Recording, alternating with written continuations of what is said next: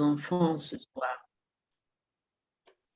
que tu puisses nous instruire sur les mystères de ton royaume, sur les temps et les saisons et sur les dispositions que nous devons prendre afin d'œuvrer à l'avancement de ton royaume. Que toute la gloire te revienne dans le saint nom de ton Fils Jésus-Christ. Amen. Amen. Alors, bonsoir, chers milliardaires. Aujourd'hui, nous parlons du mandat d'Issachar. Avant d'entrer dans le vif du sujet, il faut que déjà je relate ce fait particulier qui est arrivé. Lorsque je préparais ce webinaire, il faut dire que le webinaire n'a pas été préparé. Le webinaire n'a pas été préparé d'abord parce que j'avais beaucoup d'audience, notamment aujourd'hui. Et je posais la question au Saint-Esprit, mais ça, c'est un sujet très important sur lequel je dois enseigner. C'est un sujet déterminant parce que nous sommes dans une période de transition. Nous sommes dans la période au cours de laquelle les fils de Dieu doivent prendre le relais dans toutes les sphères d'influence. Alors, je ne peux pas venir enseigner sur un tel sujet si je ne suis pas suffisamment préparée, surtout qu'il s'agit de prophétique. Et moi, je ne suis pas prophète. Et le Saint-Esprit de me dire que tu n'as pas besoin de préparer cet enseignement, vas-y, et moi-même, je vais t'inspirer le mot qu'il faut, moi-même, je vais inspirer ce que tu auras à dire à mes filles et à mes fils. Et donc, je suis ici devant vous par pure obéissance. Je suis ici devant vous pour parler en fonction de ce que j'ai reçu et en fonction du plan qui m'a été communiqué qu'il y a quelques minutes. C'est la raison pour laquelle, c'est l'une des raisons d'ailleurs pour lesquelles j'ai demandé à intervenir à 20h15. Et donc, c'est à 20h justement que le plan exact de cette intervention m'a été donné, c'est-à-dire les grands titres sans le contenu. Mais j'ai foi que le Saint-Esprit va nous guider tout au long de cet enseignement. Alors, qu'appelle ton mandat d'Issachar? Avant de parler de mandat d'Issachar, il est important de savoir qui sont les fils d'Issachar. Et qui sont les fils d'Issachar? Il y a un enseignement, une exhortation que j'avais eu à faire, je crois il y a 2 ans, sur les fils d'Issachar. Je vais vous lire d'abord le verset en rapport avec les fils d'Issachar et l'exhortation avant de passer dans un second temps au mandat d'Issachar. Donc, nous verrons les fils d'Issachar, c'est-à-dire ceux qui arrivent à discerner les temps et les saisons, qui sont ces personnages. Et en deuxième temps, qu'est-ce que le mandat d'Issachar? Donc, que renferme ce mandat? Nous allons prendre 1 Chronique chapitre 12, verset 32.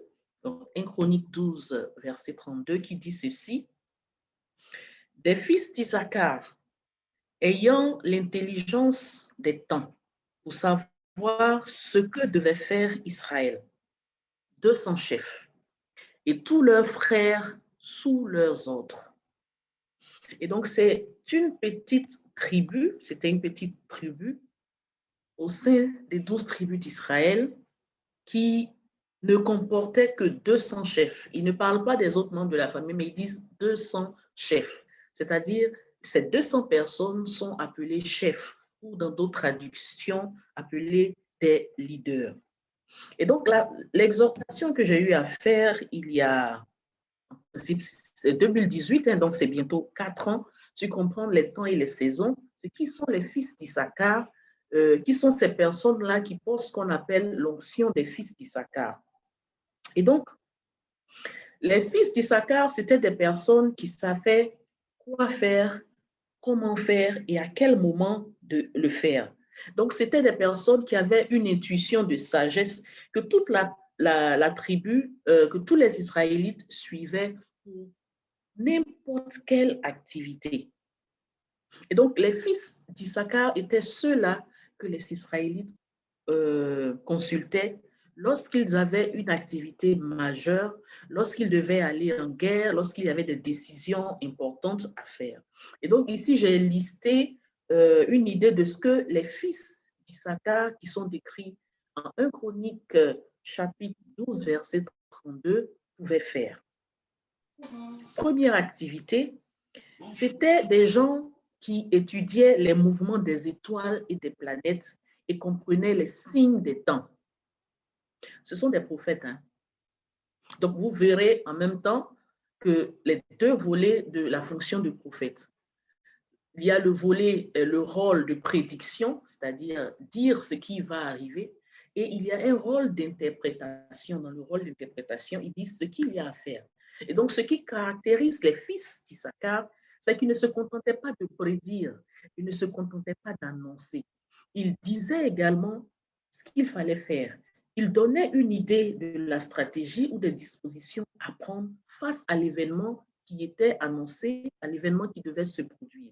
Et donc, ils étudiaient les mouvements des étoiles et des planètes et comprenaient les signes des temps. Ils étaient chargés de convier toute la nation selon le calendrier lunaire. Et donc, en fonction du calendrier hébraïque, il leur disait que durant telle saison, voici ce qui va se produire et voici les dispositions que la nation doit prendre.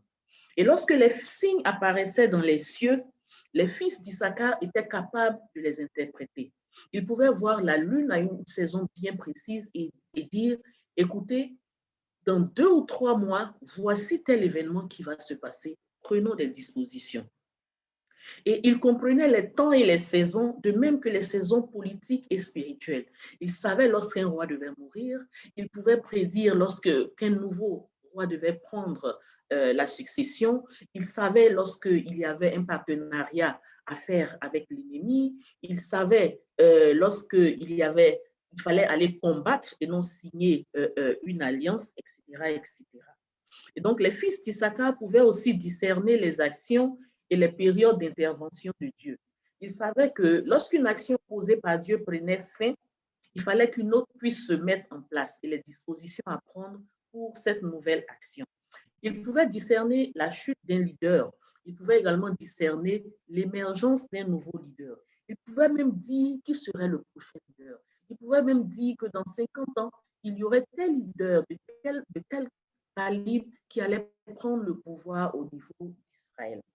Et donc, pour avoir cette disposition, pour avoir ce don, il faut dire que ce sont des gens qui avaient une parfaite connaissance de la loi divine. Si on n'a pas une parfaite connaissance de la loi divine, on ne peut pas comprendre les lois et les temps et les saisons. Et les fils d'Issachar étaient remplis de sagesse. Et donc, en réalité, Dieu avait choisi les fils d'Issachar comme l'une des 3 tribus qui devaient toujours précéder Israël dans ses mouvements. Donc, vous savez que dans la Bible, chaque fois que les Israélites devaient faire quelque chose, il y a 3 tribus principales qui étaient mises en avant. Il y avait d'abord la tribu de Juda. Donc, c'était les hommes de la prière, c'était la tribu apostolique, et donc le mouvement apostolique. Et donc, c'est ceux-là qui se mettaient en avant. Ensuite, il y avait Issachar. La tribu d'Issachar, c'était les sages, c'était les champions du discernement, c'était les champions de la connaissance. Et il y avait la tribu de Zabulon. La tribu de Zabulon, c'est la tribu de ceux qu'on appelle les kingdoms financiers. C'est-à-dire, c'est la tribu qui est chargée d'apporter la richesse, de soutenir. Donc, vous voyez ça avec les Israélites, les 3 tribus. Il y avait d'abord la tribu de Juda, donc les apôtres, c'est-à-dire les hommes de prière, ceux qui initient le mouvement, ceux qu'on met au devant, qui jouent aussi le rôle d'intercesseur. Il y a la tribu d'Issachar, ceux qui sont capables de discerner les temps et les saisons. C'est-à-dire pour dire que oui, c'est vrai, la tribu de Juda, vous avez prié pour que nous puissions faire telle activité. Vous avez prié pour que nous puissions nous lancer dans telle initiative. Mais attention, de février à juin, voici tel événement qui va se produire dans le pays. Ou bien d'octobre à décembre, voici tel événement politique qui va se produire. Donc, en fonction de ça, il faut qu'on puisse revoir la stratégie. Et pour pouvoir agir, il fallait bien sûr les moyens. Et les moyens étaient apportés par la tribu de Zabulon. Donc, vous voyez ces trois aspects. Prière, discernement, moyens financiers. Ce sont des choses dont nous avons encore besoin aujourd'hui. Que ce soit dans notre vie de tous les jours, dans nos affaires, comme dans l'avancement du royaume de Dieu. Et donc, la Bible nous donne de nombreux exemples liés à l'intervention des fils d'Issachar.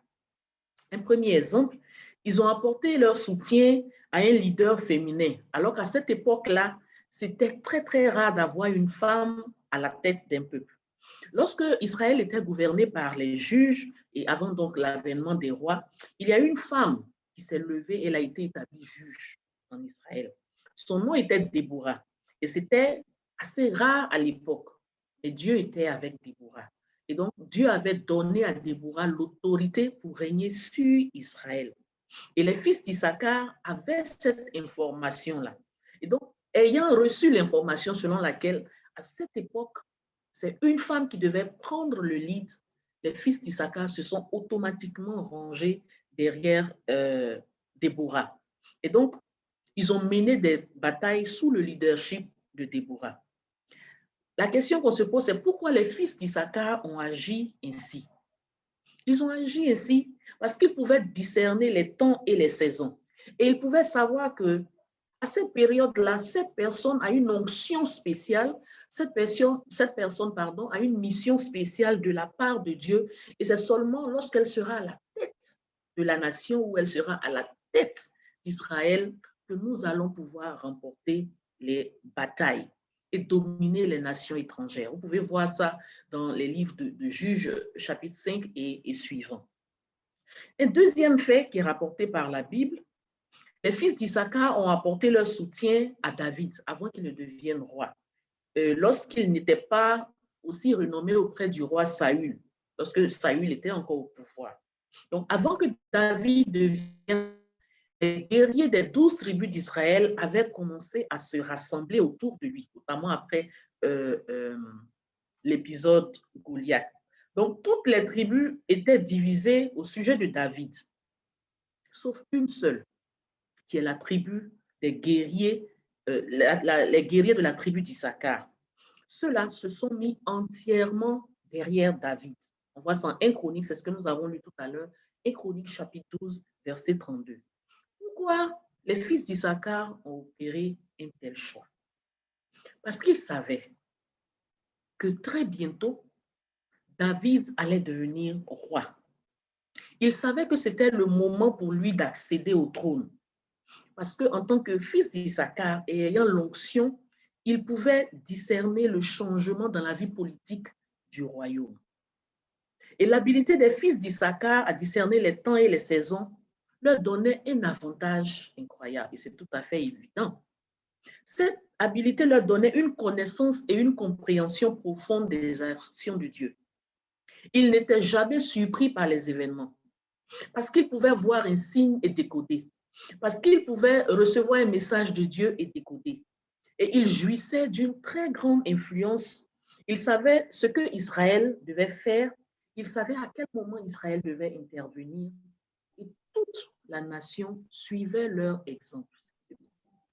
Toute la nation suivait leur exemple. Parce qu'ils ne se contentaient pas de prédire, ils ne se contentaient pas d'annoncer les choses, les événements à venir. Ils disaient ce qu'il fallait faire après avoir annoncé l'événement. Et donc, selon le Targum, c'est la version de l'Ancien Testament en version araméenne, les fils d'Issachar connaissaient les temps, ils étaient outillés pour déterminer les débuts d'année, les débuts de mois, ils connaissaient les changements lunaires, ils connaissaient les mouvements du soleil, les signes et les étoiles. Des choses qu'aujourd'hui, on peut rattacher facilement au diable.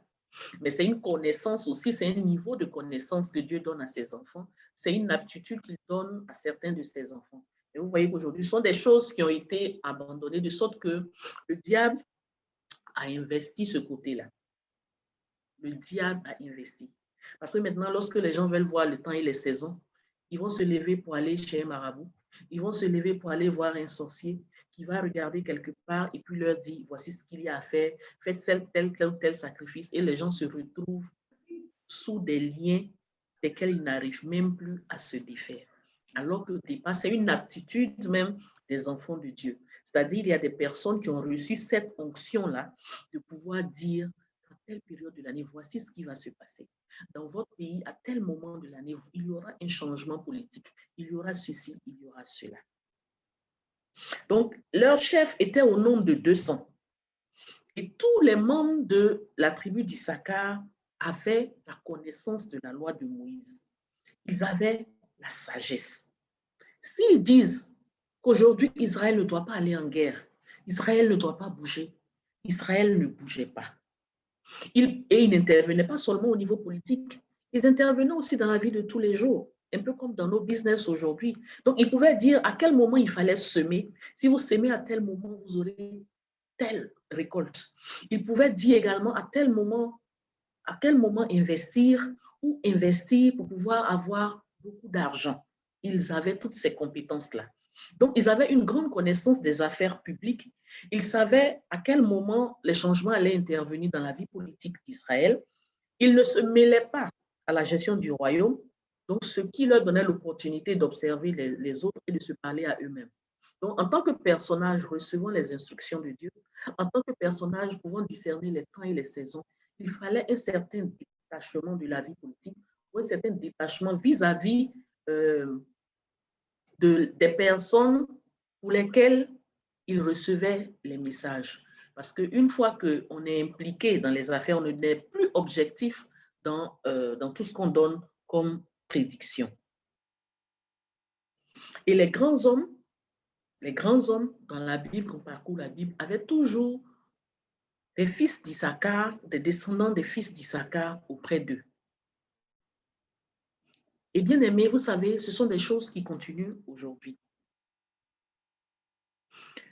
J'ai un ami, une fois j'en parlais, je crois, sur Facebook, j'ai un ami qui a travaillé pour le service protocole, il était responsable du service protocole ici en Côte d'Ivoire, chaque fois que Dangote venait en Côte d'Ivoire. Et donc, c'est lui qui s'occupait de tout ce qui était aspect protocole. Et donc, chaque fois que Dangote venait, il était toujours le premier à aller le voir et tout ça. Et vous savez, il nous disait une fois que, vous savez que ce monsieur a une villa, c'est-à-dire il a acheté des maisons au Nigeria dans lesquelles se trouvent des serviteurs de Dieu.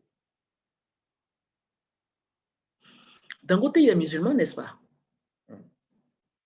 Donc, il loue des maisons où se trouvent des serviteurs de Dieu. Donc, s'il est le côté musulman là, il ne sait pas. Mais en tout cas, il y a des serviteurs de Dieu, c'est-à-dire des chrétiens, dont le rôle est de prier 24 heures sur 24, en mode intercession, en mode prédiction, en mode investis ici, n'investis pas ici, fais ceci, fais cela. Je vous dis bien 24 heures sur 24. C'est-à-dire, de la même façon que nous, pour notre entreprise, on va recruter un comptable, un gestionnaire des ressources humaines, une assistante administrative, etc. Dans le personnel, là, lui, il a pris des personnes, des serviteurs de Dieu, nourris, blanchis, qui sont quelque part et qui prient pour lui continuellement, qui sont payés. C'est-à-dire, il prend en charge toute leur famille et autres, mais leur rôle, c'est de prier, d'intercéder pour lui. C'est musulman, hein? D'intercéder pour lui. Avant-hier, je voyais, il y a une jeune dame qui est coach, elle est aux États-Unis et elle a été responsable communication, relations publiques de Michelle Obama. Et elle a fait une annonce, elle était en train de chercher des intercesseurs. Et donc, poussée par la curiosité, je vais voir et je lis le commentaire. Elle a mis en place sa société, c'est quelqu'un qui se fait des millions et des millions de dollars par mois. Donc, elle est immensement riche. Et elle était en train de recruter des intercesseurs. C'est-à-dire, elle allait payer ces personnes-là, comme elle paye son comptable ou elle paye sa gestionnaire des ressources humaines. Donc, des gens dont le rôle consisterait uniquement à prier pour elle, à lui dire ce qu'il y a à faire, ce qu'il ne faut pas faire, à lui parler de la volonté de Dieu, à lui parler de la parole. Et donc, elle a décidé d'avoir ces personnes au sein de son équipe. Mais à côté de nous, nous sommes sur Meta. Mike Zuckerberg, il a un département chargé du partenariat avec les religions, qui est géré par une dame avec qui je change de temps en temps et qui s'appelle Nona Jones. Nona Jones est chrétienne, Nona Jones est prédicatrice, elle est coach, elle est entrepreneur, et c'est elle qui est chargée de ce département-là.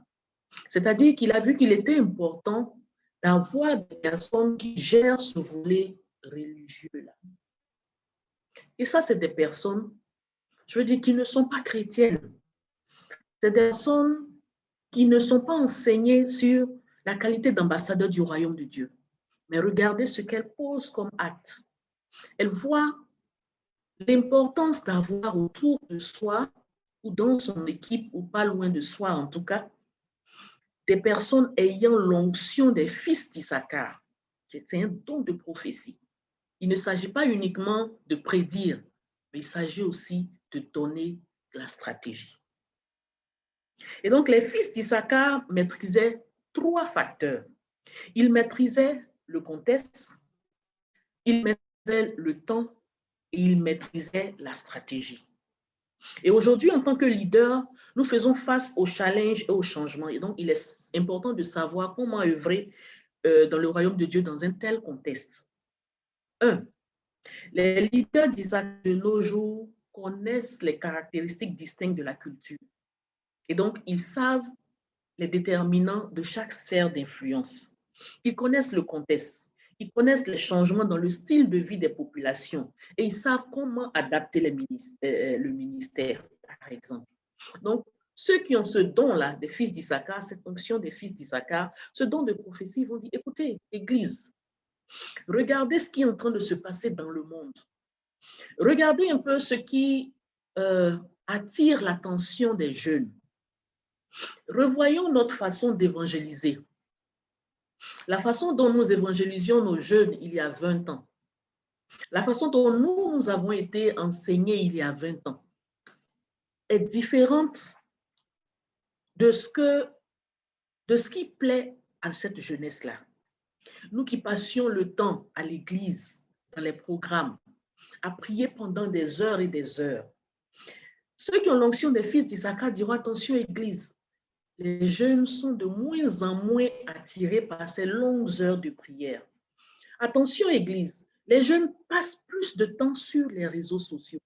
Attention église, ce n'est pas seulement l'évangélisation de rue qui attire ces jeunes, ils ne sont même pas là-bas. Attention église, les jeunes aiment tel style de musique. Attention église, dans notre façon d'aborder ces jeunes-là, dans notre façon de les amener à s'intéresser au royaume de Dieu.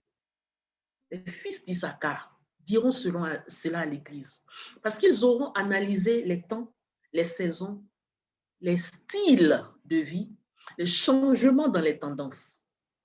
L'Église ne doit pas rester statique. Même Dieu n'est pas statique. Il évolue dans toutes choses avec nous. Si nous restons statiques, nous n'allons pas gagner cette jeunesse surtout. Parce que l'onction d'hier est différente de l'onction d'aujourd'hui.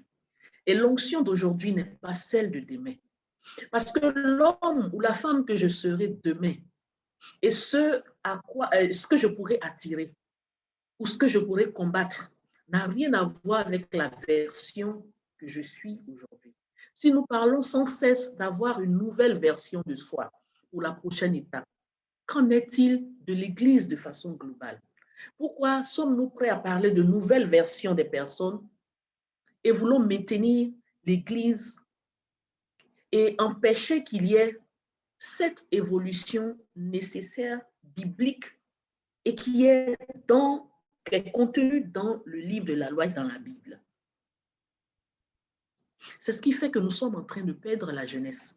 C'est ce qui fait que nous n'arrivons plus à avancer dans certains domaines. Cela nous a été arraché. Donc, lorsque nous partons parler, c'est comme si nous sommes en déphasage. C'est comme si le message que nous venons prêcher n'a rien à voir avec les contingences de l'époque, n'a rien à voir avec les réalités de la personne. On va lui annoncer ceci, cela, Jésus va venir te sauver, etc., etc. Il va venir te sauver quoi? On se retrouve devant quelqu'un qui a faim.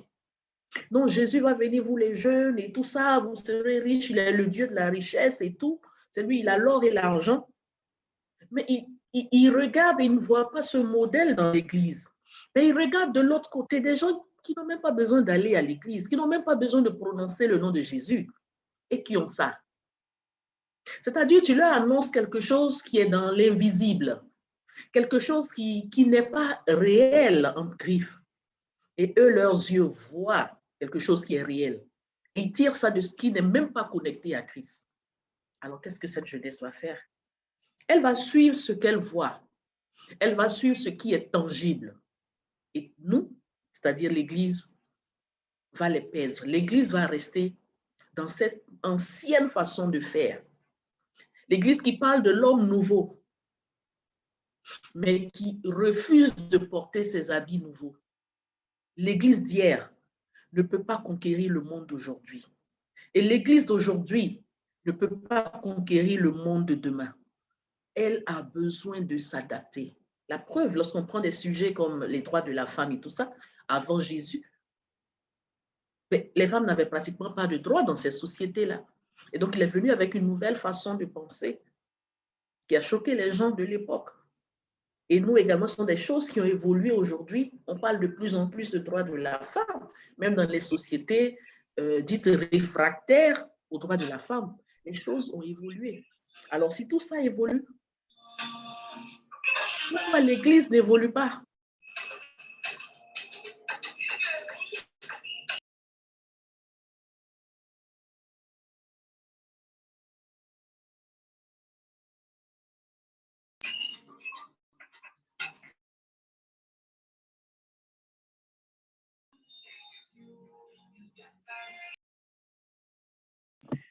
Milliardaire Betty, si tu m'entends, je te mute.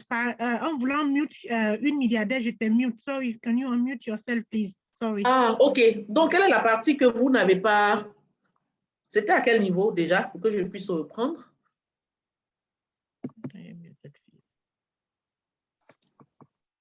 C'était à quel niveau? Au niveau de l'évangélisation des jeunes. Et... Ah, c'est loin là-bas. OK. Donc, ce que je suis en train de dire, c'était que l'Église a besoin d'évoluer. Parce que même Dieu, dans sa relation avec nous, évolue. De la même façon qu'on dit que pour aller au prochain niveau, il faut une nouvelle version de soi. Mais de cette même façon-là, l'Église a besoin de porter de nouveaux habits. Parce que l'Église d'hier ne pouvait pas convaincre les personnes de nous, notre époque. Et l'Église d'aujourd'hui ne pourra pas convaincre les gens de la prochaine génération avec les anciennes méthodes. Parce que les choses anciennes sont passées. Voici, toutes choses sont devenues nouvelles. Ce n'est pas seulement le fait de se convertir, abandonner le péché, devenir une autre personne. Ça concerne également les temps et les saisons. Ce verset, on l'a seulement limité au fait de changer. Voilà, on donne sa vie au Seigneur, on devient une nouvelle personne. Mais ce verset s'applique à tous les événements de notre vie. Ça s'applique à tous les domaines de notre vie. L'homme ancien ne peut pas régir les événements de la vie de l'homme nouveau. Donc, il faut accepter d'évoluer. Et c'est ça le rôle des fils d'Issachar lorsqu'ils sont dans une communauté.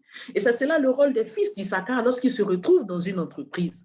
C'est ces personnes-là qui ont ce don-là de discerner les temps et les saisons et qui viendront dire, écoute, nous sommes à l'ère des nouvelles technologies.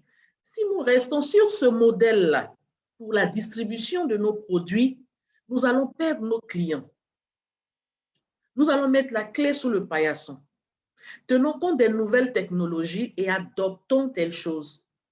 Achetons tel logiciel. Faisons ceci, faisons cela. Les fils d'Issachar ont ce genre de discernement. Et les fils d'Issachar, lorsqu'on revient dans le cas de l'Église, regardent les nouvelles tendances. Regardent comment les jeunes s'habillent. Ils regardent ce qui attire l'attention des jeunes. Et ils vont jusqu'à proposer de bâtir une stratégie d'évangélisation en tenant compte de cette nouvelle donne. Ce sont des personnes qui comprennent les déterminants des sphères d'influence. Ce sont les personnes qui savent que notre façon d'évangéliser, là, ça ne peut pas convaincre les jeunes d'aujourd'hui. Ils n'ont même pas le temps. Donc, quand quelqu'un n'a pas le temps, c'est lorsque tu vas t'arrêter quelque part là au carrefour en annonçant que lui va s'arrêter. Non, ils n'ont même pas le temps pour ça. Ils passent plus de temps sur les réseaux sociaux. Ils passent plus de temps sur les réseaux sociaux. Ils sont vraiment tout ce qui est nouvelle technologie. Et donc, les méthodes qu'on utilisait avant, ça ne peut plus marcher. Et donc, de 1946 à nos jours, ça c'est un exemple, le nombre d'ordinateurs a augmenté. Et donc, en peu de temps, on peut faire plusieurs choses. Il y a eu, il y a Facebook, il y a Twitter, etc. Et donc, les gens maintenant, ils ont moins de temps libre. Ils s'opposent au changement et deviennent de plus en plus individualistes. C'est ce qu'on a constaté au niveau de la société. Les gens deviennent de plus en plus individualistes. Les gens doivent tenir compte du fait qu'il y a certaines personnes qui peuvent passer plus de temps sur les réseaux sociaux que d'échanger, par exemple, avec leurs conjoints ou d'échanger avec leurs enfants. Et donc, il faudra tenir compte de tout ça dans les stratégies d'évangélisation. Un autre point, les leaders d'Issachar de nos jours savent que nous sommes à l'ère des nouvelles technologies et que l'Église doit pouvoir y trouver sa place.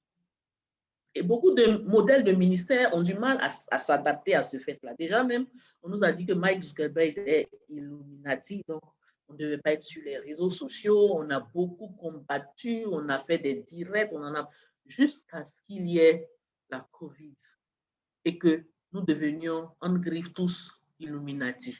Parce que nous tous nous sommes retrouvés sur les réseaux sociaux. C'était désormais notre lieu de travail, c'était désormais notre lieu de culte. Il y a certaines personnes qui ont perdu beaucoup de fidèles parce que la plupart n'étaient pas préparés. Les églises qui étaient préparées ont vécu cette transition sans problème. Elles ont d'ailleurs eu beaucoup de membres, mais la majorité, les autres qui n'étaient pas préparés, ça a été vraiment difficile. En tout cas, la COVID-19 nous a beaucoup enseigné sur le changement des temps et des saisons. On a oublié que nous étions sur une plateforme d'un Illuminati. Bien au contraire, on a passé du temps à faire les directs sur la plateforme de l'Illuminati, sur la plateforme qu'on a appelée de tous nos voeux à combattre. On a oublié qu'on avait enseigné aux gens qu'il ne fallait pas passer du temps là, qu'il ne fallait rien là, que c'était satanique. Vous avez vu, il y a certains qui ont essayé, qui ont fidèles par exemple, à payer leurs dîmes, à faire leurs offrandes et autres. Mais les gens étaient réfractaires. Les gens étaient réfractaires parce que pendant longtemps, on leur a dit qu'il ne fallait pas utiliser ce médium-là. Et tout d'un coup, pardon, c'est par là qu'on doit passer de l'argent. Mais c'est tout à fait logique. Donc, la réaction des gens était logique. J'espère en tout cas qu'on a tiré les leçons de ça. Mais bon, ce que je constate, c'est que les leçons n'ont pas encore été tirées. Parce que les gens pensent que les événements comme la COVID sont des choses, avec le confinement, sont des choses qu'on ne va plus revivre. Le monde d'hier a totalement disparu. Nous sommes dans une nouvelle ère, dans une nouvelle façon de faire. Et donc, si la COVID n'a pas servi de leçon à ces personnes-là pour mettre en place les ministères en ligne, ou pour adapter leur façon d'évangéliser, ou pour trouver des solutions pour entrer en contact avec leurs fidèles ou pour attirer des fidèles sans passer par la méthode ordinaire classique, c'est que ces personnes-là n'ont pas tiré les leçons de la COVID. C'est que ces personnes vont encore subir parce qu'il y aura différentes phases dans les saisons à venir. Et les leaders d'Issachar de nos jours savent comment s'accrocher aux choses immuables et se débarrasser de celles qui ne le sont pas. Je vais vous faire une autre révélation. Les autres tribus qui accompagnaient David sur le champ de bataille étaient qualifiées de tribus de guerriers. Seuls les fils d'Issachar étaient qualifiés de chefs ou de leaders. Ils étaient qualifiés de leaders parce qu'ils avaient une intelligence contextuelle. Ils n'avaient pas seulement la puissance sociale, politique et spirituelle. Ils ne se contentaient pas d'être des prophètes. C'était des personnes qui savaient comment transformer les idées en stratégie en fonction du contexte du moment. Donc, l'intelligence contextuelle, c'est la capacité de localiser les opportunités là où les hommes ou les autres n'en voient pas. L'intelligence contextuelle, c'est la capacité de voir des opportunités là où les autres n'en voient pas. Il y a beaucoup de personnes qui ont ce don dans nos familles, dans nos entreprises, dans nos églises, un peu partout autour de nous. Ce sont des personnes-là qui, il suffit de les placer dans un environnement, la personne va se mettre à réciter les idées pour dire, je vois telle idée, on peut faire ceci, on peut faire cela, on peut faire ceci, on peut faire cela. C'était l'une des caractéristiques des fils d'Issachar. Et les gens du monde appellent ça le sixième sens. D'autres, les gens appellent ça, non, il a un sixième sens développé, il a un instinct développé, etc., etc. Donc, c'est l'onction-là qui permet, c'est une intelligence contextuelle. C'est-à-dire, en fonction du lieu où on dépose la personne, elle sait, voici quelle idée développer, elle voit des opportunités, là où les gens ne voient que le chaos. Et même au milieu du chaos, celui qui a l'onction des fils d'Issachar peut voir des opportunités. J'ai donné l'exemple en 2018 avec le Congrès américain. C'est qu'en 1893, une décision avait été prise au niveau du Congrès américain qui faisait que la livraison était gratuite dans toutes les zones rurales.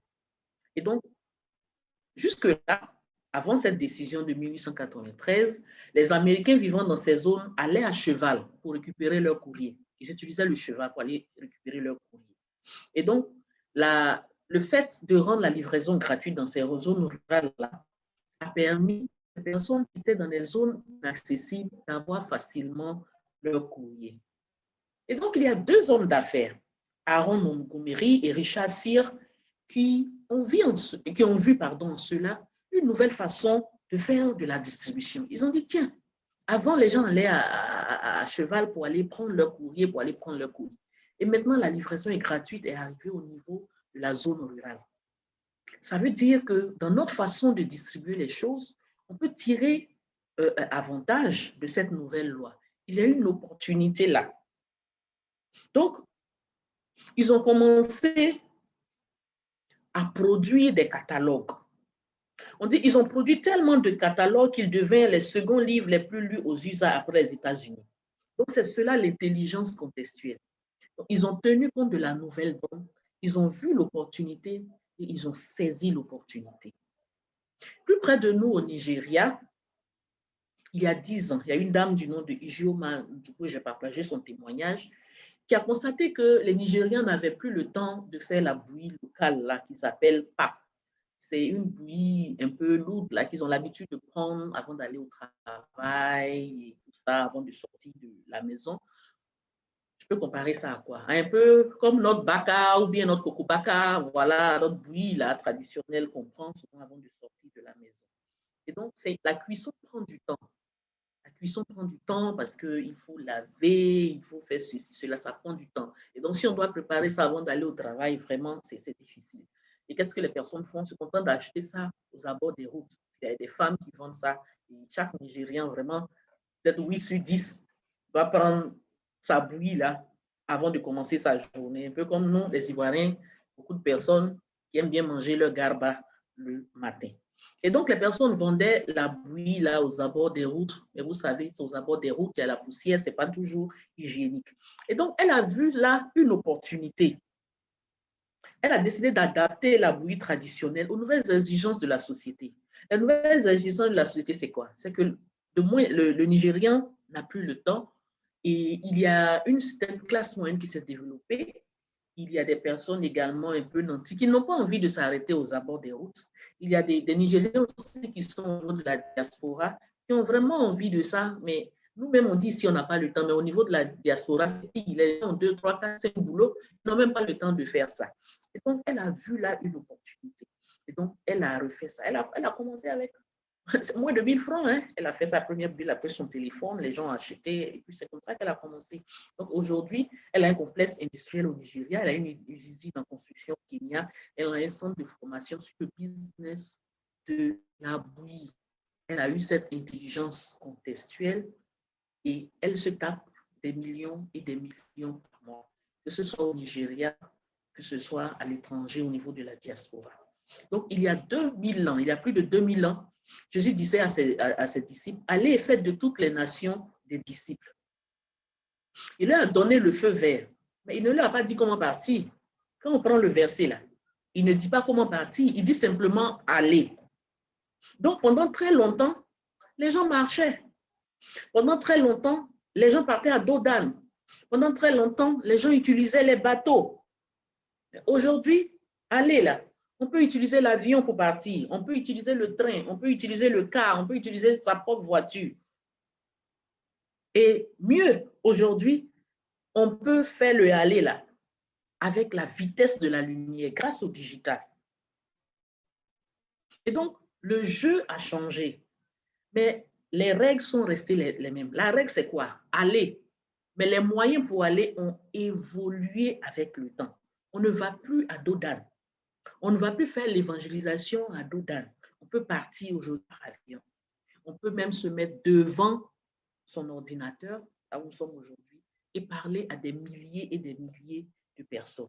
Et donc, il y a des façons de faire le ministère auquel personne n'a jamais pensé. Et donc, il y a des personnes qui ont cette intelligence contextuelle qui vont dire, on fait l'évangélisation de cette façon. Et avec les nouvelles tendances, je propose cette méthode-là. Ne soyons pas seulement des suiveurs de tendances. Avec le Saint-Esprit, soyons des initiateurs de tendances. Ne soyons pas ceux-là qui suivent toujours le mouvement des autres. Soyons ceux-là aussi qui initient le mouvement pour que les gens disent, ah, regardez aujourd'hui comment les chrétiens font telle activité. Ça doit nous inspirer. Ne soyons pas ceux-là qui sont toujours en train de regarder ce que les autres font et puis adapter toujours en fonction de ce que les autres font. Ne soyons pas des suiveurs de tendances tout le temps. Soyons aussi des initiateurs de tendances. Parce que si tu veux atteindre des âmes que personne n'a encore atteintes, tu dois agir comme personne ne l'a fait. La non-pertinence s'apparente à de l'irrévérence de nos jours. C'est-à-dire, lorsque tu as une solution qui n'est pas adaptée au contexte, c'est comme si tu manques de respect aux gens. Dans son brillant ouvrage appelé L'Onction, Kendall nous parle des dangers de ce qu'il appelle l'homme d'hier. Il dit, il y a des gens qui ont eu une onction monumentale. Ils étaient capables de guérir les malades, de faire lever des foules. Ils mobilisaient des milliers de personnes pour leur session d'évangélisation. Et puis, on constate aujourd'hui que ce sont des personnes en perte de vitesse. Les gens ont dit, oh non, l'onction est là, mais c'est parce qu'il y a certains soucis, le contexte a changé, bon, les gens ne peuvent plus se déplacer comme avant. Non. En fait, le problème, c'est qu'il n'a pas la vitesse d'aujourd'hui. Il a l'onction d'hier, mais il n'a pas la vitesse d'aujourd'hui. Que je retrouve mon test.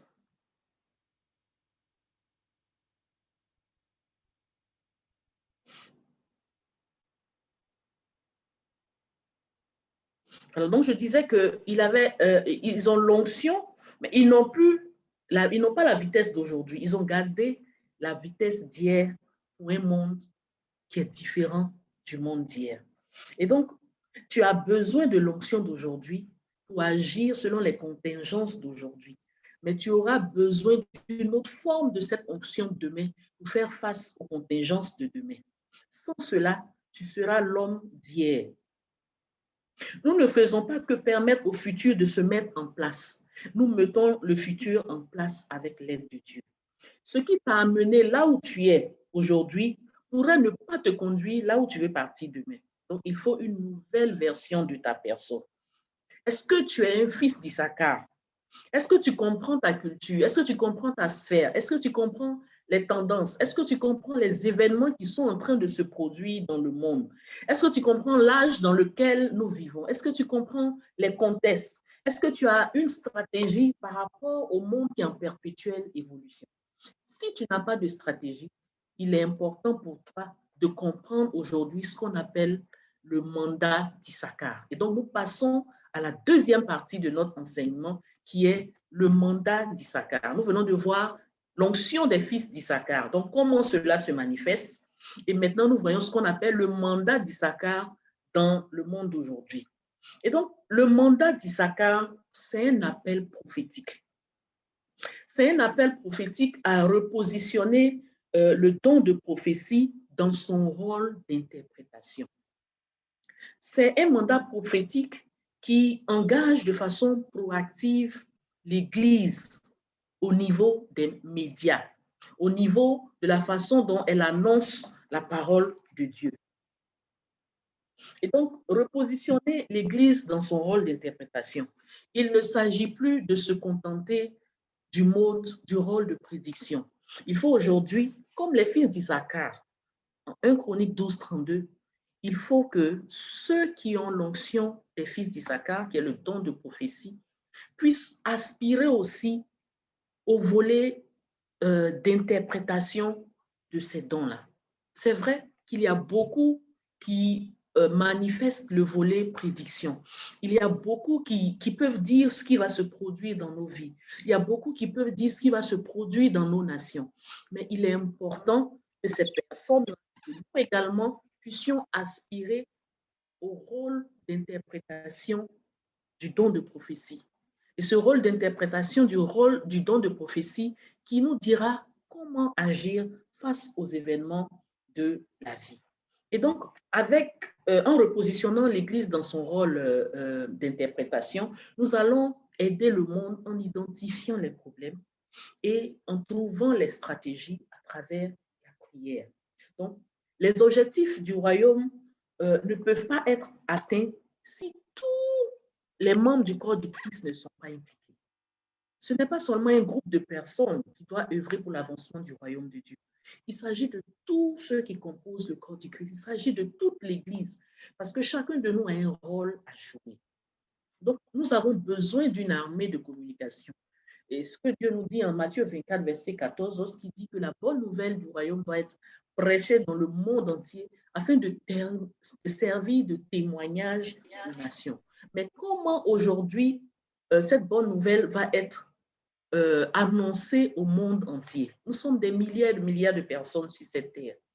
Nous n'allons pas pouvoir faire l'évangélisation comme on le faisait avant.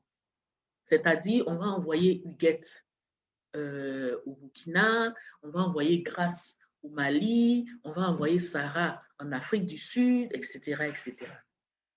On continue de le faire, mais avec les nouvelles contingences, avec les nouvelles tendances, avec le virtuel aujourd'hui, on peut faire mieux.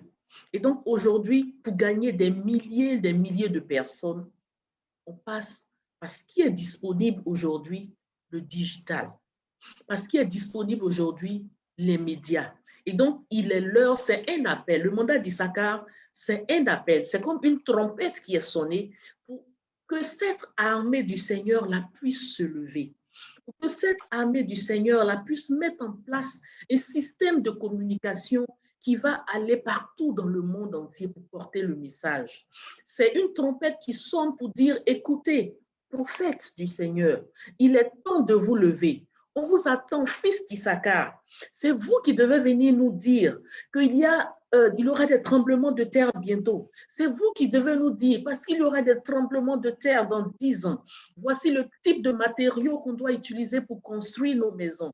C'est vous qui devez venir nous dire, écoutez, nous aurons une nouvelle tendance. Nous aurons la famine dans cette partie du monde. Et parce que nous aurons la famine dans cette partie du monde, tous ceux qui sont dans les affaires, qui font le maïs, il est temps de transformer pour faire la farine. Parce que dans 3 ou 4 ans, telle partie du monde aura besoin du maïs. Parce que dans 3 ou 4 ans, cette partie du monde aura besoin de ceci, cela. Et donc, c'est la trompette qui sonne, afin que se lèvent les fils, cette génération qu'on appelle la génération d'Élie. C'est la génération du changement. C'est la génération qui vient avec les innovations. C'est la génération qui vient avec la stratégie. C'est la génération qui vient avec l'intelligence contextuelle. C'est la génération qui ne se contente pas de savoir, Seigneur, que sera ma vie demain? Seigneur, que sera ma vie après demain? Seigneur, qu'est-ce qui va se passer en Côte d'Ivoire après demain? Montre-moi ce qui va se passer dans la nation. Non, ça ne suffit pas. L'appel de la trompette nous dit que cela ne suffit pas. Il faut aujourd'hui que ceux qui ont le don de prophétie, et nous tous, nous pouvons aspirer à ce don. La Bible nous le dit que nous devons tous aspirer à ce don. Nous devons aspirer à ce don pour connaître la stratégie. Nous devons aspirer à ce don pour connaître la stratégie. Nous devons aspirer à ce don pour mettre en place cette armée qui va envahir les médias, qui va envahir le digital, qui va envahir toutes les sphères d'influence pour dire ce qu'il y a à faire. Nous avons besoin d'apôtres et de prophètes pour établir le fondement de la maison du Seigneur pour le mandat d'Issachar. Et donc, le mandat d'Issachar, c'est cet appel-là. C'est cet appel-là. La Bible nous dit que les apôtres et les prophètes sont le fondement de la maison du Seigneur. Les apôtres et les prophètes. Vous savez, ceux qui ont le manteau apostolique, ce sont ceux-là qui prennent les sommets des sphères d'influence. Ceux qui ont le mandat apostolique. Parce que vous voyez que c'est un pouvoir d'administration. C'est un pouvoir d'administration. Dans les dons de motivation, c'est ceux qui ont le pouvoir d'administration, ceux qui sont les leaders. Et donc, au niveau des 5 ministères dans l'Église, les apôtres, c'est ceux qui dirigent qui ont plusieurs églises, plusieurs communautés sous leur direction, sous leur administration. Et donc, ce sont les leaders, ceux qui sont appelés à prendre possession des têtes, des sommets des sphères d'influence. Et nous avons le prophétique, nous avons les prophètes. Les prophètes ouvrent la voie. Les prophètes annoncent et disent ce qu'il faut faire. Et donc, dans ce verset-là, la référence, lorsque Dieu nous dit que nous avons besoin d'apôtres et de prophètes comme fondement. L'Église a compris ce verset comme quoi? Apôtres et prophètes comme fondement, mais ils se sont limités aux 5 ministères classiques de l'Église. On n'a pas compris qu'en dehors de l'Église, ces 5 ministères se déploient aussi dans la vie de tous les jours. Ces 5 ministères se déploient dans le monde du travail. Ces 5 ministères se déploient dans toutes nos activités. Il y a des personnes qui vont faire ces 5 ministères de façon classique dans l'Église, mais chacun de nous, à un moment donné, joue l'une de ces fonctions-là en dehors de l'Église. Nous avons compris la mission dans l'Église, mais nous n'avons pas compris la mission en dehors de l'Église. Alors, comment activer ce mandat d'Issachar? Comment mettre en place ce mandat d'Issachar? Il faut un partenariat avec les cieux. Il faut un partenariat avec les cieux pour comprendre les temps et les stratégies de Dieu pour l'avancement du royaume. Et c'est ce que Jésus faisait. Il avait un partenariat avec les cieux. Parce que Jésus faisait ce qu'il avait vu son Père faire. Jean chapitre 5, verset 19. C'est ce qu'il a vu son Père faire qu'il faisait.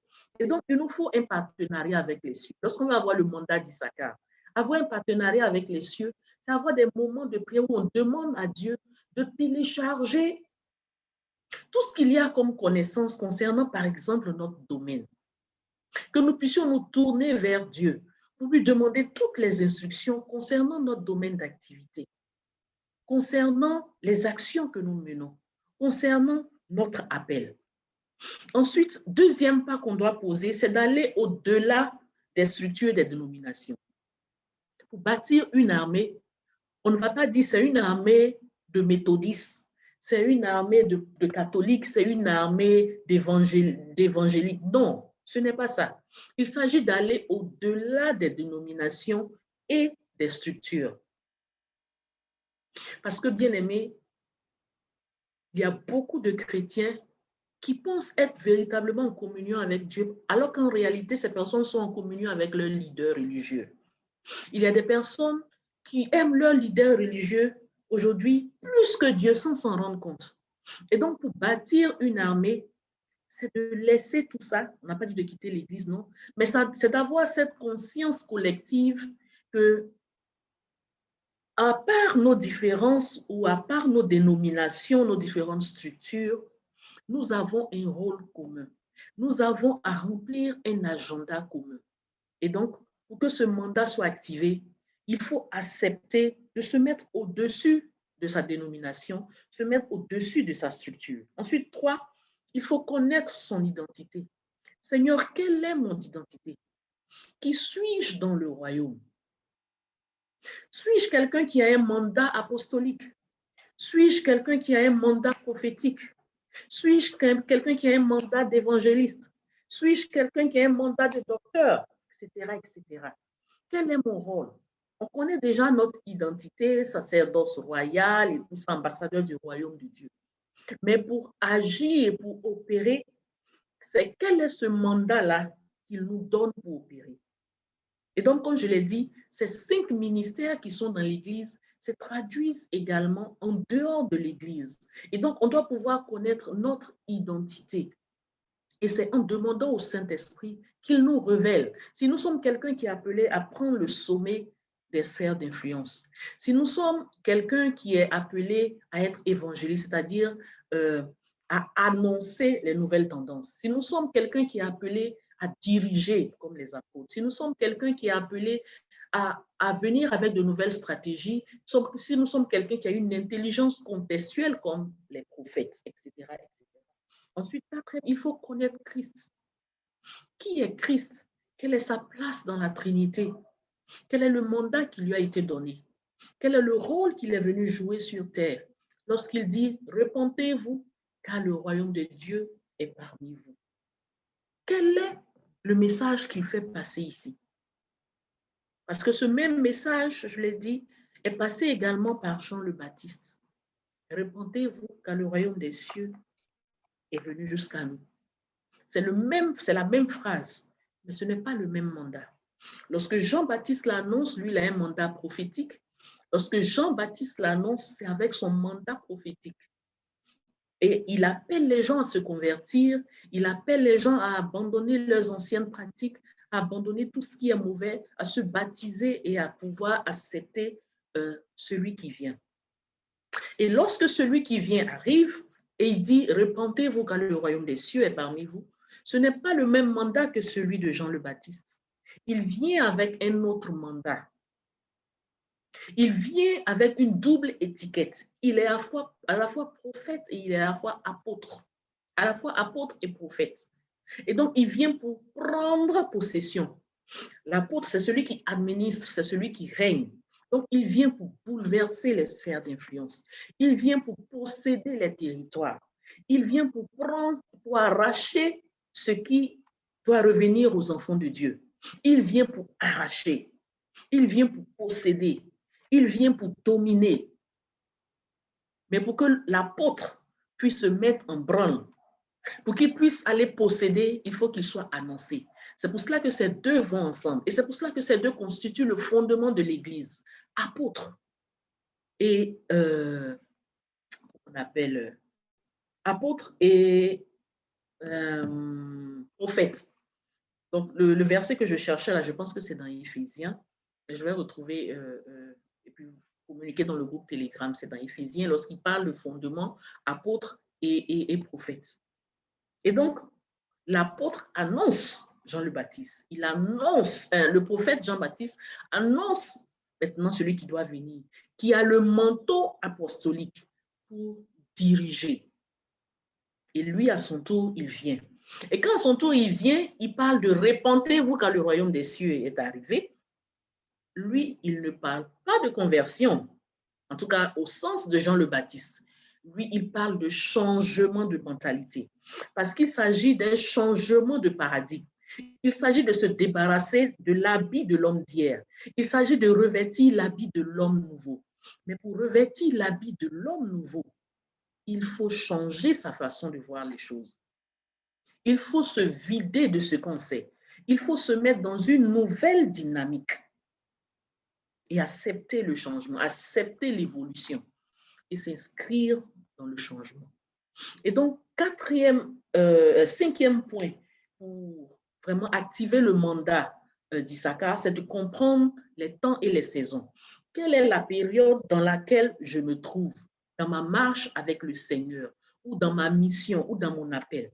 Est-ce que je suis à la saison de la découverte de mon appel? Est-ce que je suis à la saison où je me pose des questions pour savoir, Seigneur, quelle est véritablement ma mission? Est-ce que je suis au stade de la préparation, c'est-à-dire j'ai découvert mon appel. Maintenant, j'ai besoin d'être enseigné. J'ai besoin de recevoir tous les schémas directeurs du royaume. J'ai besoin de recevoir toutes les instructions, la feuille de route. Est-ce que je suis à cette étape de mon appel où Dieu me prépare dans le secret, où Dieu me prépare dans la vallée? Est-ce que je suis dans cette étape? Est-ce que je suis dans l'étape du déploiement? C'est-à-dire, j'ai découvert mon appel, j'ai été préparé et aujourd'hui, je sors. Est-ce que je suis à cette étape? Si je suis à l'étape où je sors maintenant pour parler de ce que je sais, pour parler de la mission que Dieu m'a donnée, est-ce qu'il y a un prophète dans les environs? Est-ce qu'il y a un prophète qui a annoncé? Bien, est-ce que j'ai ce mandat prophétique ou qui est cette personne que Dieu m'a assigné, qui est cette personne à laquelle Dieu m'a connecté afin de m'ouvrir la voie? Parce que, bien aimé, ceux qui ont le mandat apostolique, en tout cas quand vous allez prier que Dieu va vous révéler cela, ceux dont le rôle est de prendre possession des sommets des sphères d'influence, ont toujours besoin d'un prophète pour leur ouvrir la voie. C'est-à-dire, les personnes seront à une étape où elles sont en train de se poser des questions. Elles savent qu'elles ont un grand rôle à jouer dans le royaume. Tout leur a été annoncé. Elles connaissent leur appel. Mais elles n'ont pas encore, elles ne savent pas comment déployer la feuille de route. Et à ce moment-là, Dieu va envoyer quelqu'un qui a un mandat prophétique. Et la personne viendra vous dire, ma sœur, voici ce que je vois. Voici ce que je reçois du Seigneur te concernant. Voici ce que je perçois dans l'esprit comme stratégie que tu peux mettre en place. Quand tu as ce mandat d'apôtre, il y a toujours quelqu'un qui a un mandat prophétique que Dieu envoie autour de toi. Sauf si, bien sûr, tu as ces deux-là qui sont développés en toi. Est-ce que tu es dans la saison de l'expansion? La saison de l'expansion, c'est celle de celui qui s'est déployé, qui est sorti et qui maintenant est en mode conquête accélérée. En mode conquête accélérée, c'est-à-dire tout est aligné. C'est-à-dire quand il passe quelque part, les portes s'ouvrent. Eh bien aimé, quand on dit les portes s'ouvrent, ce n'est pas seulement les portes de l'argent, non. Quand on dit les portes s'ouvrent, c'est-à-dire quand la personne est dans un lieu, tout esprit présent se soumet. Parce que la personne marche avec autorité, parce que la personne marche avec pouvoir, parce que la personne marche dans son appel. La personne est sur le territoire de son appel. La personne est en train de légiférer dans sa juridiction. La personne a la provision, et la provision, c'est le support angélique. Et les portes s'ouvrent, et tous les esprits se soumettent, et tout est bouleversé lorsque cette personne est là. Et ce sont ces différentes étapes-là dans lesquelles le mandat d'Issachar va se manifester. Bien-aimé, c'est l'appel de la trompette. La trompette sonne pour que cette génération puisse se lever. Aujourd'hui, nous voyons tout ce qui est en train de se passer dans le monde. Ce sont des choses qui ont été annoncées depuis longtemps. Mais est-ce qu'on a dit quoi faire? Est-ce que l'Église est capable de dire ce qu'il faut faire?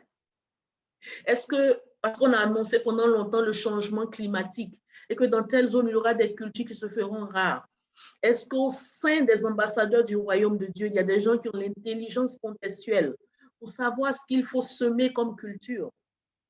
Est-ce qu'il y a des gens qui ont l'intelligence contextuelle pour savoir quel type de message passer dans la sphère de la famille? Parce qu'aujourd'hui, nous avons un autre type de famille. Est-ce qu'il y a des gens qui ont l'intelligence contextuelle, qui ont le mandat d'Issachar, pour demander à ce que Dieu télécharge le schéma directeur du ciel, pour voir comment impacter la sphère des médias, comment passer le message du royaume, comment toucher des milliers en une fois? Où sont les fils d'Issachar, bien-aimés? Où sont les fils d'Issachar? Nous devons prier pour que ce mandat soit effectif dans le corps du Christ. Si ce n'est pas nous, ça peut être quelqu'un d'autre. Mais prions pour que ce mandat soit effectif. Prions pour que cette deuxième fonction du prophétique soit activée dans l'Église. Que les prophètes ne se contentent plus de prédire, mais qu'il y ait également des prophètes qui interprètent, c'est-à-dire qui disent quoi faire, qui donnent la stratégie. C'est le message que je venais passer aujourd'hui. c'est le message du jour qui n'a pas été préparé, mais qui a été délivré selon ce que le Avec Saint-Esprit brio. a inspiré. Vraiment, Qui a je vous été, dis qui a merci, été j'attends délivré les avec questions. brio. Vraiment, Merci, donc j'attends les nous questions. pouvons ouvrir nos micros, chers milliardaires. La milliardaire en chef a fini. Nous pouvons ouvrir nos micros le temps qu'elle prend un peu d'eau pour rafraîchir sa gorge. Allô, la Parce que ça fait combien de temps qu'elle parle? Ça fait Allô, 1h30 qu'elle parle. Donc, ouvrons nos micros. Nous allons dire, nous allons applaudir parce que vraiment, nous avons été toutes boostées. Vraiment, avec tout ce que nous avons entendu. Merci à la milliardaire en chef pour ce message. Vraiment, moi, j'ai retenu des conseils, des tips, vraiment, on bénit le Seigneur pour cela. Et donc, chers milliardaires, c'est le moment de poser des questions. Je suppose que chacun de nous a eu à prendre, à se poser des questions. Donc, c'est le moment de poser les questions. Vous pouvez ouvrir vos micros, vous présenter et donner votre question, ou bien sûr, vous pouvez le mettre dans le chat. Voilà. Voilà, donc c'est ouvert.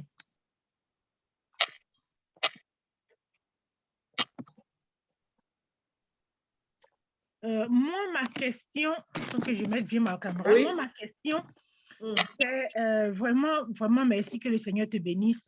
Amen. Chef. Vraiment, ce que je peux dire, c'est d'abord, les deux révélations qui m'ont vraiment touchée, c'est que des gens prennent des personnes pour prier pour elles. Pour prier pour elles, pour prier pour elles. Et nous, les chrétiens, quand nous partons voir un homme de Dieu et que on donne de l'argent, on sème, les gens disent, oh, vous les payez pour leur service, alors qu'il y a des personnes qui sont là, qui sont salariées, je dirais, en griffe. Donc, voilà, pour prier pour des hommes, et vraiment, c'est important de le savoir. Et ma question, c'est, bon, je pense que tu es passé dessus, mais est-ce que nous sommes, toute personne qui est entrepreneur, nous sommes entrepreneurs, toute personne qui est entrepreneur, mais qui aspire à être entrepreneur, est-ce que cette personne doit forcément prier pour avoir cette onction d'Isaacar, c'est-à-dire de pouvoir prédire, de pouvoir être en connexion au Seigneur, que le Seigneur nous donne des directives? Est-ce que la personne doit forcément prier pour cela, ou bien trouver une autre alternative, de sorte que cette personne soit toujours dans les révélations de comment diriger son entreprise, quel produit il faut mettre devant, quel produit il faut mettre devant, quel client target d'abord, parce que déjà, il faut savoir quel client tu veux. Quand tu fais ton business plan, ou bien tu veux, qui est-ce que je veux, on ne peut pas vendre à tout le monde. Donc, c'est de savoir comment on fait pour pouvoir avoir cette onction-là. Ou bien vraiment, c'est ma question. D'accord.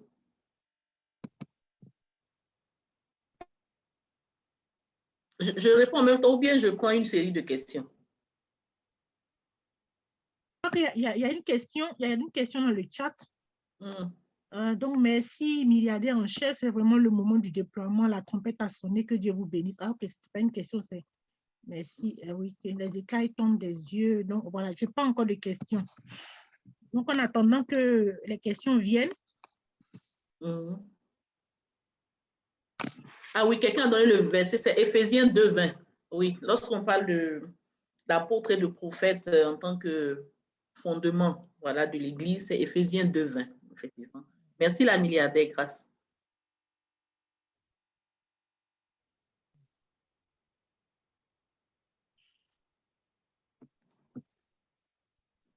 Bon, déjà, je vais répondre à ta question en attendant qu'il y ait d'autres questions.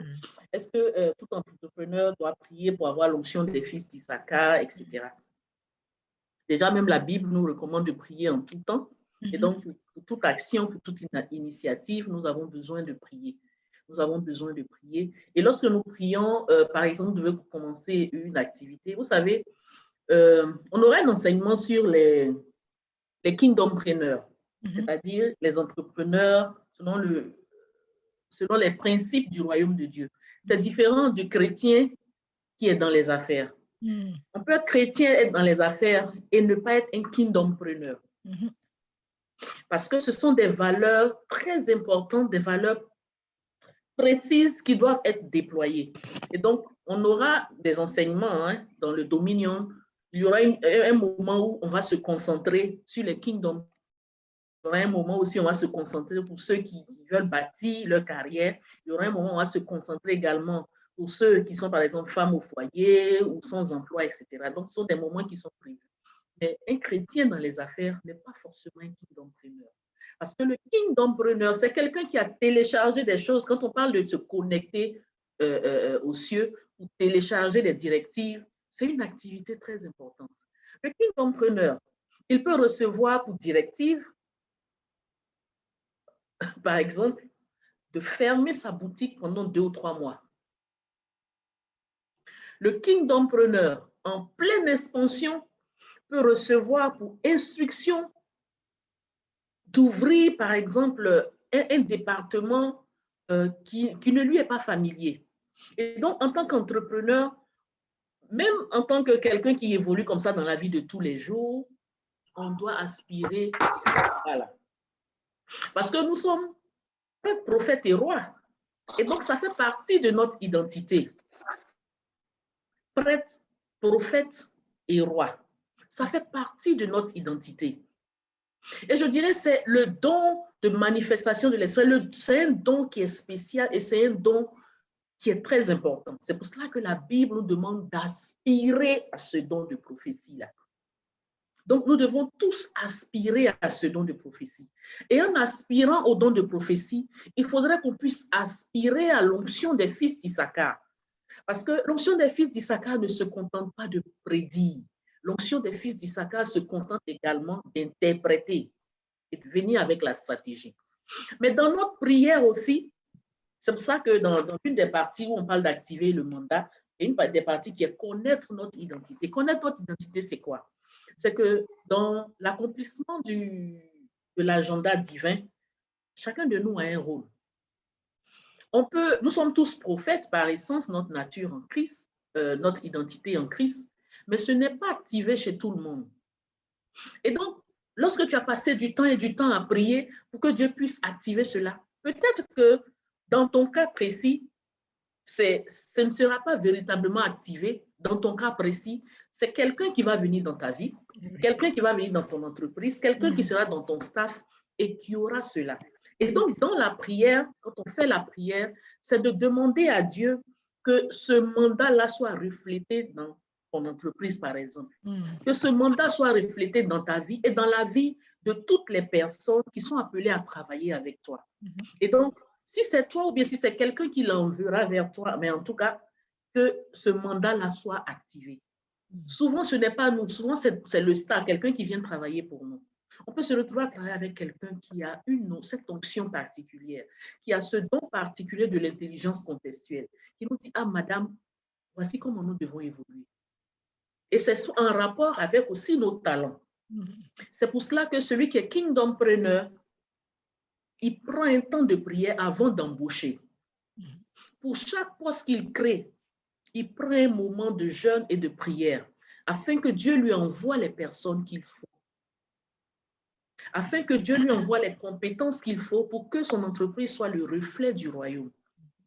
Peut-être que ce n'est pas toi qui sauras définir ta clientèle. Peut-être que ce n'est pas toi qui sauras définir ta niche ou à quel moment investir ou vers quelle nation te diriger. Ça peut être une personne que Dieu envoie dans ton staff et qui a ce talent, qui a ce don. Et donc, c'est pour cela qu'il est important de prier pour soi, pour l'entreprise, et pour prier pour ceux qui travaillent avec nous, pour que chacun puisse manifester son plein potentiel pour faire avancer cette entreprise selon les règles du royaume. Amen. Merci vraiment. J'espère avoir répondu à ta question. Oui, parfaitement. Okay. Parfaitement. Donc, chers milliardaires, j'espère que vous avez des questions parce que le sujet est tellement important et vraiment vaste. Donc, bon, d'avoir vos questions et tout. Parce que vraiment, c'est ce don de prophétie. Et donc, on doit aussi lire beaucoup la Bible et puis faire des recherches sur les manifestations de l'esprit.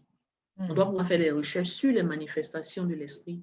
On doit pouvoir faire des recherches sur le don de prophétie.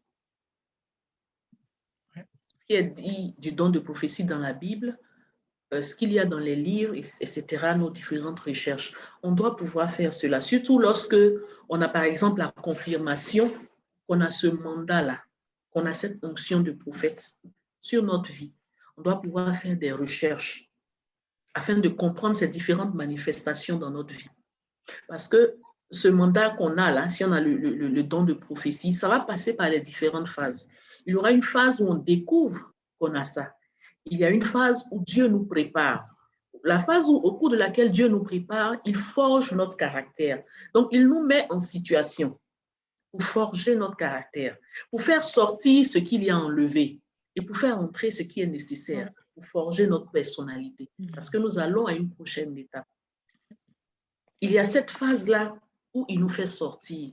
La phase où il nous fait sortir, il nous a suffisamment préparés. Nous avons le caractère qu'il faut. Nous avons l'étoffe qu'il faut. Nous avons la personnalité qu'il faut. Parce que dès le moment où il nous fait sortir, il nous expose aux esprits qui, si nous sommes dans une sphère précise, aux esprits qui règnent dans cette sphère-là. Et donc, dès le moment où nous sortons, nous sommes sur le champ de bataille. Mais parce que nous sommes sur notre terre d'influence, parce que nous sommes alignés sur notre appel et que nous connaissons notre territoire et c'est déterminant, nous avons la provision divine. La provision divine, c'est tout le support angélique maintenant qui vient avec nous combattre. Nous n'avons aucune idée de ce support-là, de cette aide, de cette armée qui se déplace avec nous lorsque nous sommes sur le chemin de notre appel. Et donc, ce sont des informations très, très, très importantes que nous devons avoir dans tous les aspects de nos vies. Si nous travaillons pour une compagnie, nous devons prier pour le mandat d'Issachar. En tant qu'ambassadeur du royaume de Dieu dans une compagnie, comment le mandat d'Issachar peut se manifester? Lorsque nous allons prier, c'est que Dieu nous donne l'intelligence contextuelle. Si nous sommes, par exemple, à une position où le patron attend que nous puissions lui faire des propositions, où le patron attend que nous soyons là avec la stratégie. Par exemple, si nous faisons du marketing, si nous sommes à un poste où nous sommes responsables marketing, ce sont des personnes qui doivent venir avec de nouvelles idées. Et donc, nous devons prier pour avoir l'onction d'Issachar. Le mandat d'Issachar va se déployer ici lorsque Dieu va activer cette intelligence contextuelle en nous.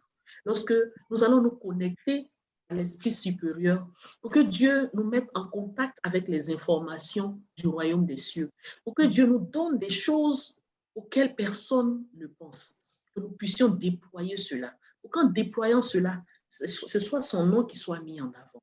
C'est comme ça que nous pouvons le faire. Lorsque nous sommes en famille, dans notre relation, avoir le mandat d'Issachar, c'est de prier afin que Dieu ouvre nos yeux sur les nouvelles tendances de la jeunesse, que Dieu ouvre nos yeux sur les nouvelles addictions de la jeunesse et sur la façon d'éduquer nos enfants, sur la stratégie pour que nous ne perdons pas nos enfants.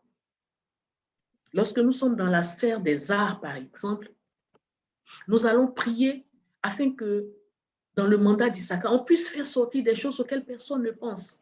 On puisse produire un tableau qui éblouit le monde entier. Mais ce tableau qui éblouit le monde entier, là, nous l'avons téléchargé du ciel. Nous avons été en contact avec l'Esprit supérieur. Et donc, quand les gens viennent nous louer, viennent dire que nous sommes brillants, en fait, ils sont en train de célébrer l'intelligence spirituelle supérieure qui a permis que nous puissions faire sortir cela.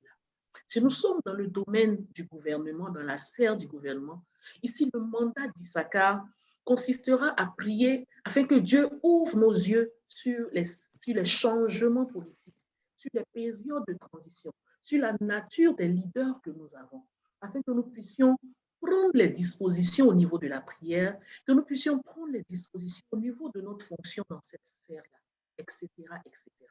Donc, à tous les niveaux, le mandat s'applique. C'est pour cela qu'il s'agit d'un appel, du son de la trompette. Quand la trompette sonne, la trompette ne va pas demander quelle est ta religion. La trompette ne va pas demander est-ce que tu es de l'église catholique, est-ce que tu es de l'église méthodiste. Non, la trompette est en train de sonner, c'est-à-dire armée du Seigneur, levez-vous. Parce que les temps ont changé. Parce que l'autre agenda a pris le dessus. Armée du Seigneur, levez-vous. Il est temps d'agir. C'est cela le mandat d'Issachar. Comme je ne vois pas d'autres questions, c'est pour cela que En j'ai tout cas, enchaîné. oui. En tout cas, tu as bien fait. Parce qu'il est, oui, effectivement, vraiment, c'est vraiment c'est vraiment très important de sonner la cloche. Oui. Après, vraiment, donc les milliardaires, je ne sais pas si vous n'avez pas de questions. Les milliardaires n'ont pas de questions. Le mois prochain, par exemple, le mois d'avril, ce mois-là, ça a été consacré à voilà. C'était quoi même le thème du mois là? C'est sur les territoires là.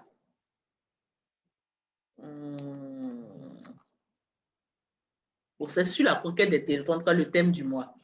Et donc, c'est pour cela que pour conquérir des territoires, il faut sortir de sa zone de confort. Et donc, ce premier webinaire là, c'est sur le mandat d'Issachar. Donc, c'est un mandat de conquête de territoire, un mandat de prophétie.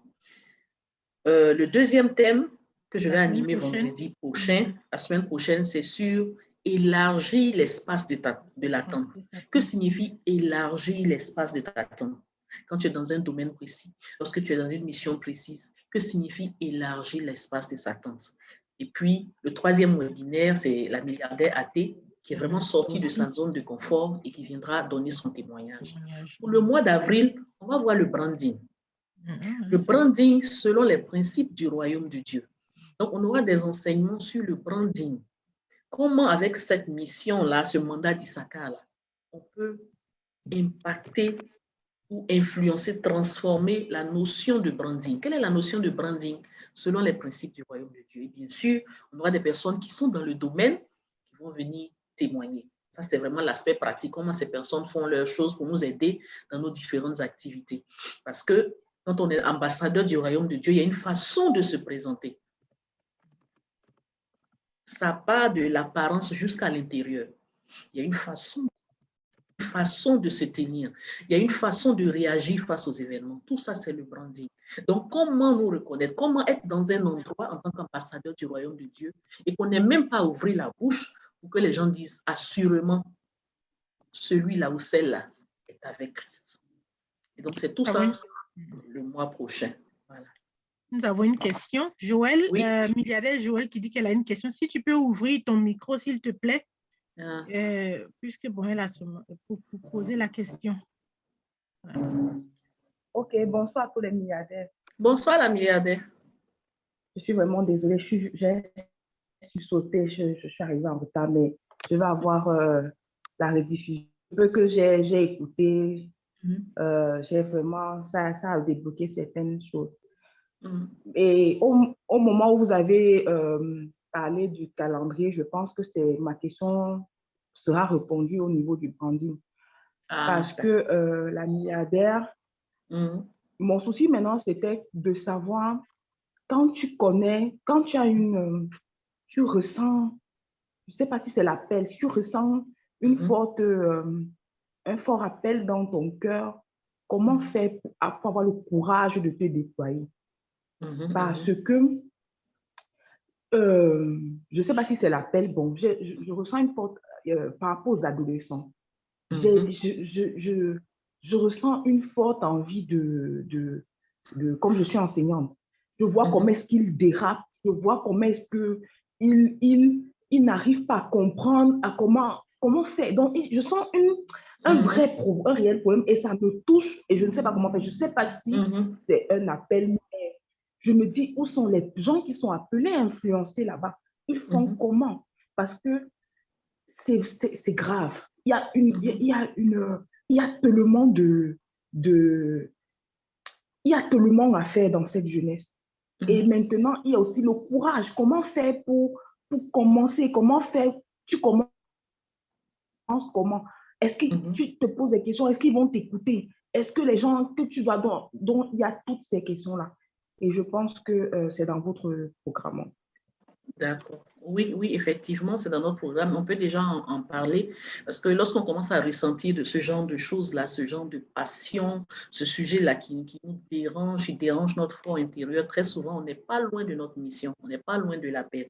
Le Saint-Esprit vient confirmer dans des termes exacts ce qu'il faut faire parce que tous les problèmes, tout ce qui concerne la jeunesse, c'est de façon globale, de façon générale. Et quand le Saint-Esprit vient, lui, il vient préciser la mission exacte dans ce domaine-là. Et donc, la phase dans laquelle vous êtes, c'est la phase où tout commence à bouillir de l'intérieur. C'est la phase de la découverte. Et donc, c'est de prier pour que le Saint-Esprit vienne préciser les choses. Et au moment où le Saint-Esprit vient préciser les choses, vous rentrez immédiatement dans la phase de la préparation.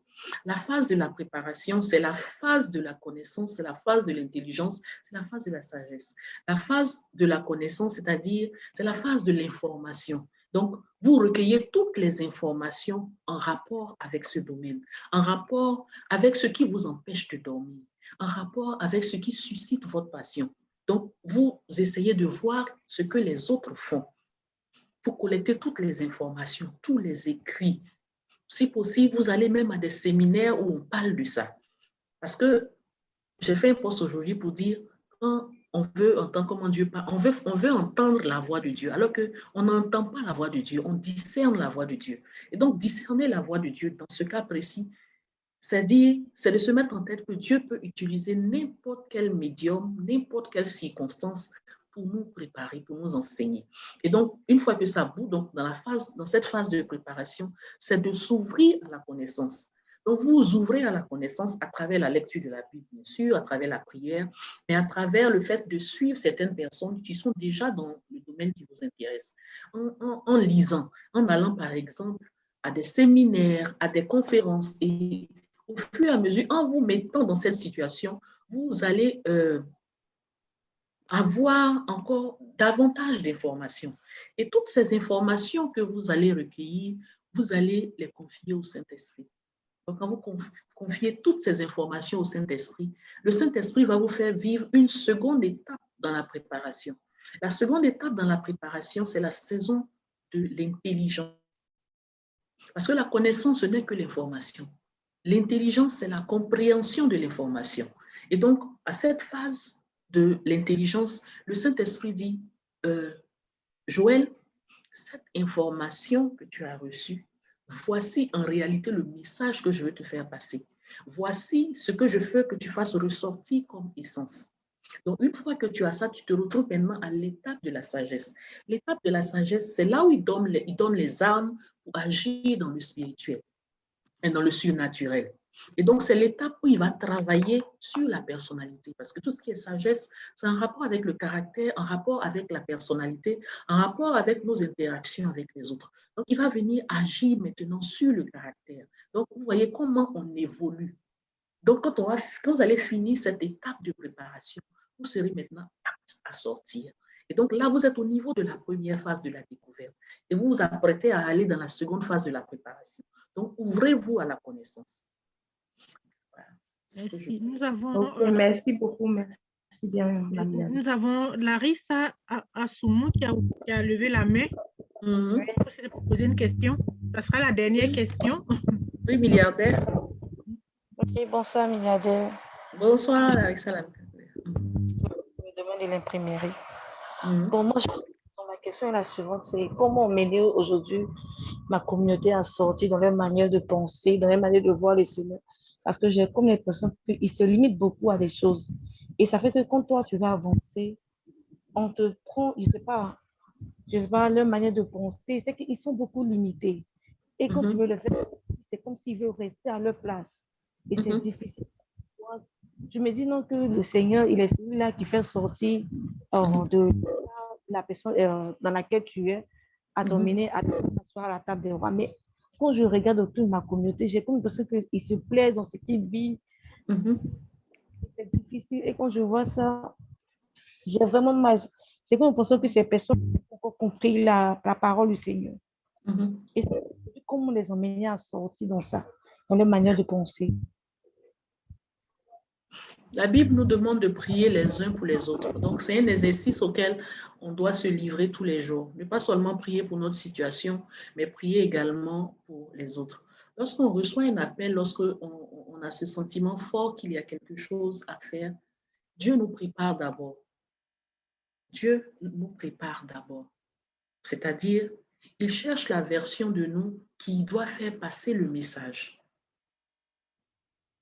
Parce qu'il va arriver des moments où pour passer le message, il faudra se mettre au-dessus des émotions.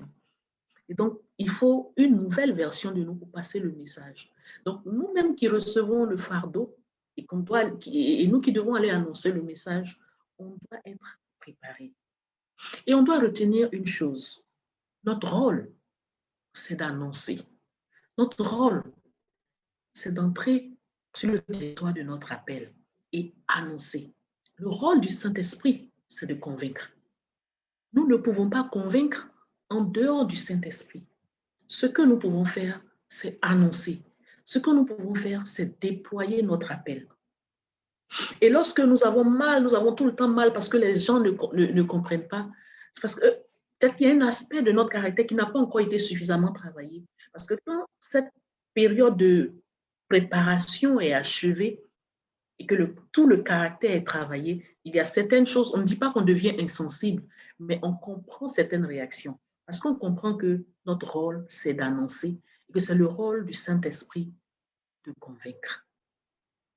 Et sachez que le monde ne va pas toujours valider notre appel. Parfois, on a un appel qui doit faire du bien à toute une communauté, mais on a l'impression que les gens c'est-à-dire ils négligent l'appel parce qu'ils connaissent notre passé, ou bien ils savent dire, toi là, on t'a vu ici, ou bien ils se disent que bon, on ne peut pas avoir ce genre de connaissances, ou bien on a beau leur parler, mais les personnes ne changent pas, elles n'ont pas envie de changer. Et souvent, ça nous fait mal. Ces situations vont toujours se produire. Et vous savez pourquoi? Ça va se produire parce que ce n'est pas aux hommes de valider votre appel. Et mieux, Dieu fera en sorte que parfois même l'appel ne soit jamais validé par les hommes jusqu'à notre départ de cette terre. Tout simplement parce qu'il veut qu'on soit toujours en contact avec lui. Il veut qu'on se tourne toujours vers lui. Que nous soyons toujours en position de celui qui demande, Seigneur, que dois-je faire? Quelle est la prochaine étape? Que dois-je faire? Quelle est la prochaine étape? Donc, il n'appartient pas aux hommes de valider l'appel. C'est Dieu qui valide l'appel. Et dans certains cas, les hommes ne valideront jamais notre appel.